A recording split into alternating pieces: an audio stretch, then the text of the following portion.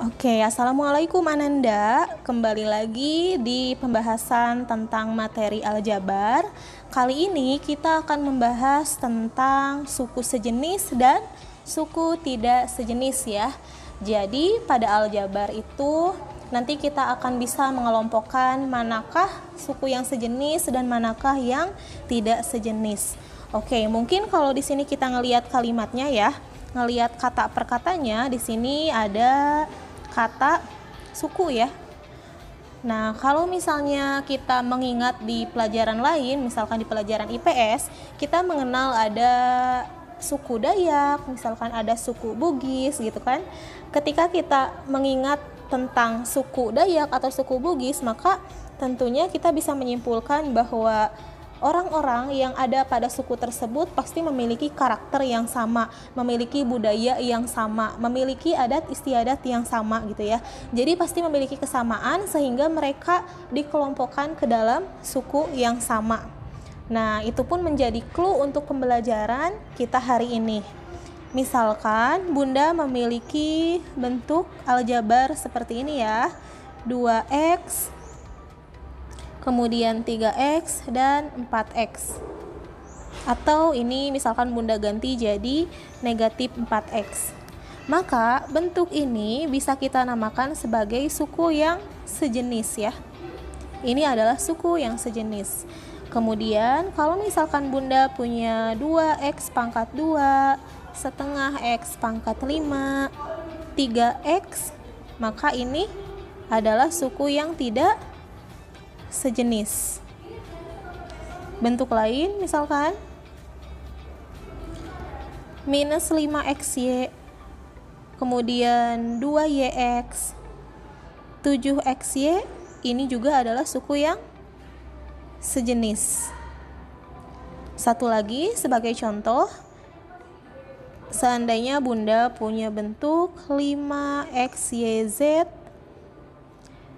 3xy pangkat 2z, kemudian minus 10x pangkat 2yz, maka ini adalah suku yang tidak sejenis.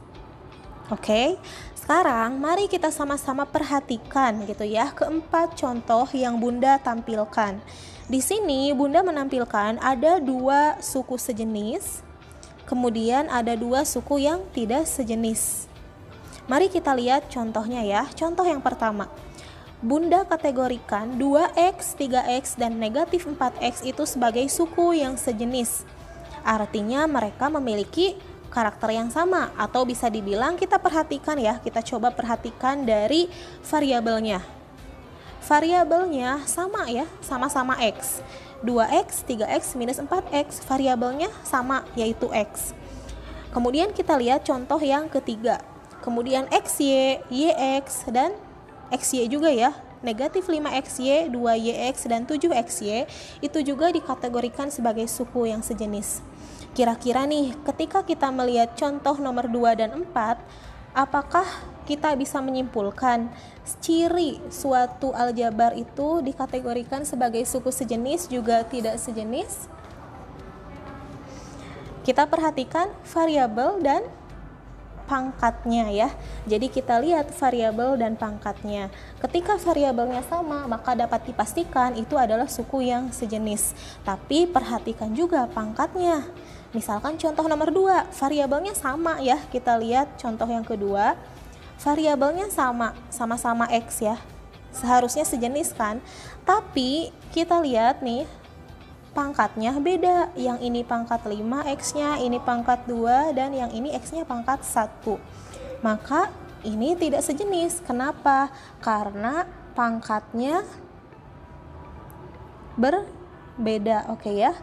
Meskipun variabelnya sama, tapi ketika pangkatnya berbeda, maka itu tidak sejenis. Contoh yang keempat, 5xyz. Oke, 5xyz, 3x y pangkat 2z, minus 10x pangkat 2z gitu ya. Ini juga tidak sejenis. Kenapa? Meskipun di dalamnya adalah variabel x, y, z, tetapi pangkatnya itu berbeda. Kita lihat ya. Yang di sini mah x-nya pangkat 1, y-nya pangkat 1, z-nya pangkat 1. Tapi di yang kedua Y-nya yang pangkat 2. Dan di yang ketiga ternyata X-nya yang pangkat 2. Maka ini tidak sejenis. Kenapa alasannya? Karena pangkatnya berbeda juga ya. Jadi dapat disimpulkan ciri dari suku sejenis itu adalah apa cirinya? Dikatakan sebagai suku sejenis jika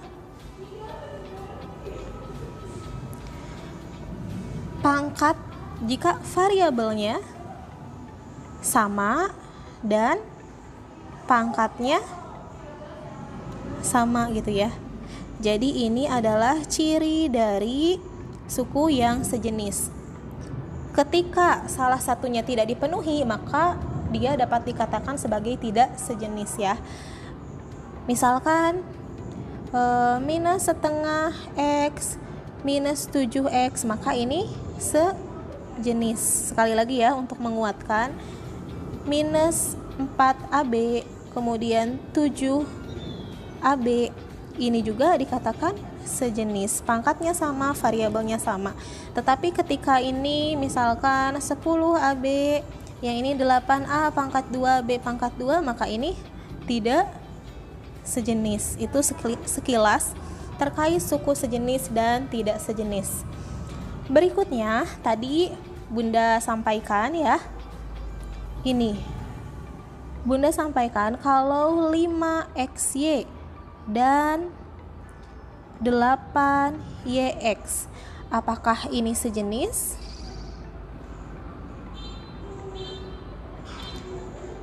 Jawabannya adalah iya, ini adalah suku yang sejenis ya. Kenapa ini dikatakan sejenis? Karena variabelnya adalah X dan Y. Kemudian pangkatnya sama-sama pangkat 1.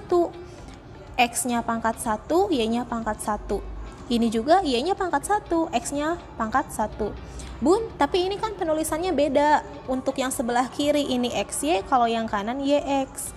Sekarang mari kita perhatikan, misalkan kalau Bunda punya 2 kali 3, apakah sama dengan 3 kali 2? Sama ya, sama-sama 6. Oke. Artinya ketika kita punya misalkan A kali B, itu hasilnya akan sama aja dengan B kali A. Maka ketika ada X kali Y, ini akan sama aja dengan Y kali X. Dan ini bisa ditulis XY. Jadi penulisan X kali Y sama dengan Y kali X. Jadi ini sebenarnya sama aja suku yang sejenis. Lalu apa sih akibat dari adanya suku sejenis? Nah, kalau dia sukunya sejenis, maka ini bisa dijumlahkan, bisa disederhanakan, bisa dijumlahkan atau dikurangkan. Anggaplah misalkan supaya lebih mudah ya memahaminya, Bunda memiliki 5 buah apel. Kemudian Bunda membeli lagi 7 buah apel gitu ya. Karena sama-sama apel, maka itu bisa dijumlahkan. 5 apel tambah 7 apel, yaitu 12 apel. Logikanya seperti itu ya. Jadi Bunda uraikan di bawah ya. Akibat dari adanya suku yang sejenis gitu ya, akibatnya adalah bisa menyederhanakan. Maka ada yang namanya penyederhanaan dari bentuk aljabar. Contoh ya. Contoh berikutnya, misalkan untuk soal yang tadi ya, 5XY ditambah 8XY. Maka ini bisa kita jumlahkan, bisa kita sederhanakan karena mereka suku yang sejenis. Caranya gimana? Anggaplah kita memiliki 5 buah, misalkan jeruk tambah 8 buah jeruk. Maka kita jumlahkan, akan ada sebanyak 13 jeruk ya, atau 13 ini boleh ditulis YX, atau ada yang menuliskan 13XY juga boleh saja ya.